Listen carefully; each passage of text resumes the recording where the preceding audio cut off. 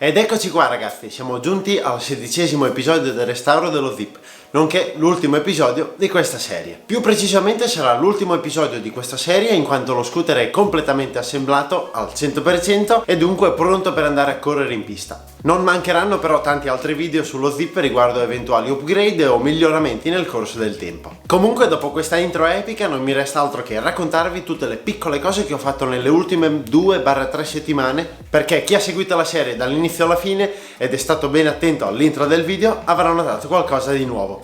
Innanzitutto inizio col dirvi che per queste 2-3 settimane lo scooter è rimasto mezzo smontato e quindi ho deciso di applicare degli adesivi che ho accumulato nel corso degli acquisti vari. Inizialmente sono partito applicando un bel adesivo Malossi sullo scudo frontale, poi successivamente un altro sul cupolino, però mi sono reso conto che applicandolo a mano non facevo un bel lavoro. Quindi mi sono adoperato con lo scotch di carta, utilizzandolo per attaccare gli adesivi senza toccarli, ed il risultato è stato più che soddisfacente. Ne ho quindi poi attaccati sulle carene laterali, nella carena appena sotto l'ascella e un po' dappertutto, come avete visto dall'intro del video. Comunque, dopo aver attaccato gli adesivi mi sono dedicato alle gomme e ai cerchi. Ho quindi iniziato smontando le gomme qui a casa nel mio garage e devo dire che ho fatto davvero fatica. E come potete vedere i cerchi erano davvero in condizioni pessime, c'era un sacco di ossido davvero dappertutto. Per ripristinare i cerchi dunque ho iniziato sabbiandoli, però poi mi sono accorto che la vernice originale faceva davvero fatica a venire via. Quindi mi sono recato alla Bricoman per comprare dello sverniciatore apposito per rimuoverla tutta.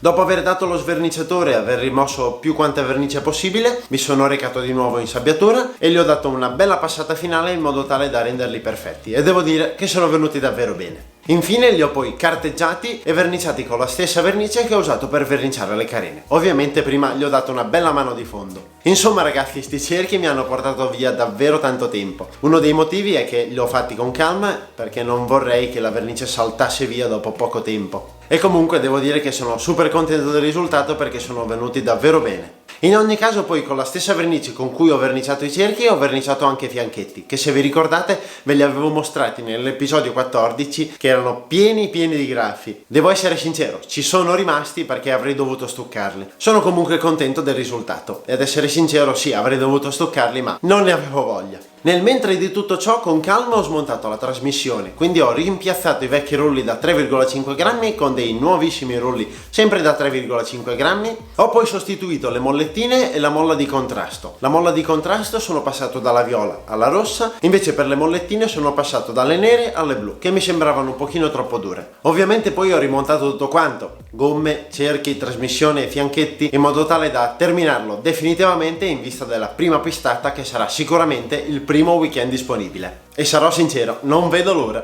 Dunque ragazzi, innanzitutto se siete arrivati fino qua io vi ringrazio tantissimo per la visione e come dicevo all'inizio video purtroppo siamo giunti al termine di questa serie. Dico purtroppo perché tra tutti i lavori e tutte le registrazioni mi sono davvero divertito nel realizzarla e quindi un po' mi dispiace che sia terminata. Però c'è di bello che lo scooter è finito ed è pronto ad andare a correre in pista. Ho notato però che molti di voi che guardano la serie ancora non si sono iscritti, dunque vi invito a farlo. Per voi è un semplice click, a me fa una grandissima differenza in quanto mi supportate e mi incoraggiate alla creazione di video di sempre più belli e interessanti. Detto ciò vi ringrazio ancora e vi saluto tutti nell'attesa di un prossimo video. Ciao ciao!